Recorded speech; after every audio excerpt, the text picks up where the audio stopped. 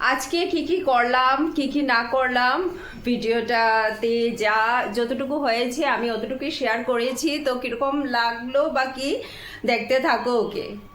সকাল সকাল আমার হাজবেন্ড বাজার থেকে মকা মাছ নিয়ে আসলো। প্রথম আনার পর তো আমি একটু টেনশনেই পড়ে গেলাম, কারণ এতটি মাছ, কিন্তু কাটতে তো হবেই মাছ।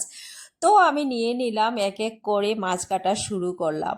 আগে আমাদের পুকুরে ছোট থাকতে মাছ ধরা হতো, তখন বড় মাছ উঠতো মধ্যে মধ্যে, কিন্তু ছোট মাছ স্পেশালি মকা মাছ কিন্তু খুব বেশি উঠতো।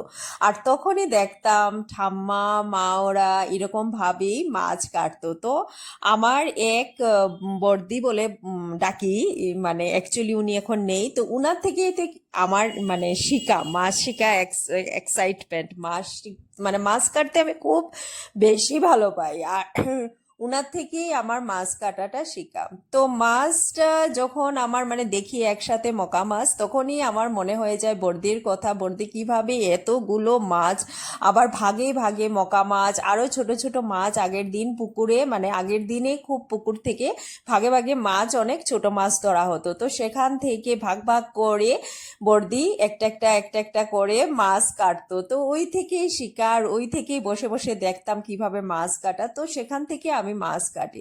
তো মাছ কাটা কিন্তু আমার একটা ফেভারিট। আমি রান্না করতে এত ভালোবাসি না, মাছ কাটতে আমি এত ভালোবাসি। তো প্রথমে যখন আনছিল তখন মকা মাছটা আমি উঠিয়ে রাখলাম, আর এদিকে তো আগেই কাটা আমি দেখিয়ে দিলাম, তারপর আমি কাটতেও বসে গেলাম, কাটাও শেষ। আর এদিকে আমি দুপুরের জন্য কুচিয়া মাছ বসিয়ে দিলাম। কুচিয়া মাছ অ্যাকচুয়ালি আগে আমি সাতলিয়ে নিয়েছি, তারপর আদা রসুন পেঁয়াজ দিয়ে ভালো করে আমি সাতলিয়ে নিয়েছি। এই মাছটা কিন্তু অনেকেই খেতে ভালোবাসে, যদিও আমি এমন ভালোবাসি না, এই মাছ খেলে ব্লাডও হয় শুনেছি। তো এদিকে আবার মকা মাছও রান্নার জন্য পেঁয়াজ কুচি, আদা রসুন একটু নিয়েছি, নিয়ে কাঁচামরিচ কুচি নিয়ে রেডি করে নিয়েছি। আর এদিকে কড়াইয়ের মধ্যে জল দিয়ে দিয়েছি। কুচিয়া মাছ যে অনেক টাইম নিয়ে আমি সাতলিয়েছি, তারপর আমি জল দিয়ে দিলাম। জল দেওয়ার পর উতলানোর জন্য ছেড়ে দিলাম। আর দেখো কালারটাও কিন্তু দুর্দান্ত আসছিল, আর ফ্লেভারটাও খুবই সুন্দর, পুরো মাংসের মতোই মানে মনে হচ্ছিল। অ্যাকচুয়ালি এই রান্নাটা মাংসের মতো করলেই ভালো হয়। আর এদিকে দেখো আমি সব কিছু মানে মশলা অ্যাড করলাম, লবণ হলুদ মরিচের গুঁড়া, সঙ্গে কাঁচামরিচও ছিল, আর কাঁচা সর্ষার তেল মানে আমি দিয়ে ভালো করে মাখিয়ে নিয়েছি পাতুরির মতো। অ্যাকচুয়ালি এটা পাতুরির মতোই আমি করব, পুরা না, মানে কড়াইতেই করব পাতুরি দিয়ে। তো এদিকে আমার কুচিয়া মাছটা হয়েই গেল উতলানোর সাথে সাথে। আমার তেজপাতাও কিন্তু আমি অ্যাড করেছিলাম কুচিয়া মাছে। আর এদিকে দেখো আমি বসিয়ে দিলাম তেল গরম করে সেই মাখা মকা মাছটা, একদম আলতো আলতো খন্তা দিয়ে নাড়ালাম, কারণ ভেঙে যাওয়ার চান্সটা খুব বেশি থাকে। হয়ে গেল আমার মকা মাছের করু। এদিকে মাথা ভাজা মকা মাছের ডালও করেছিলাম, সঙ্গে এই দেখো কুচিয়া মাছ। তো অনেকগুলো রান্নাই হয়ে গেছে, সঙ্গে কিন্তু আরও কাজ তো আর শেষ না, ঝাড়ু দেওয়াও শুরু, এদিকে ঘরও পরিষ্কার রাখতে হয়। সবকিছু সকালে সবকিছু একসাথে হয়ে উঠে না, তো রান্নার ফাঁকে ফাঁকে এগুলা কাজও করতে হয়। এদিকে দুপুরে গরমের সময় আম আর আনারসও আমি কেটে নিলাম, কারণ গরমের দিনে ফল খাওয়া তো মানে খুবই জরুরি। যদিও আমি আনারস একদম ভালোবাসি না, আম তাই নিলাম, আমটাও আমি একটু খাবো। ফ্রুটস গরমের দিনে খুবই দরকার। তারপর ঘর মুছলাম, ঘর মুছা স্টার্ট হয়ে গেল। ঘর তো মুছতেই হবে, ঘর দুয়ার পরিষ্কার থাকলে মনটাও ভালো লাগে। আর এই কাজগুলা সকাল সকাল হয়ে গেলে খুবই ভালো হয়। তো কোনো সময় সকালে আমি করে নিই, বা কোনো সময় রান্নার ফাঁকে ফাঁকে এই কাজগুলাও শেষ করতে হয়, এক নাগাড়েই করে নিলে ঘর দুয়ার পরিষ্কার থাকলে এমনিও খুবই বেশি ভালো লাগে। তো সবই একসাথেই করার চেষ্টা করি, কারণ একবার বসে গেলে তারপর আর ঠিক ইচ্ছা হয়ে ওঠে না।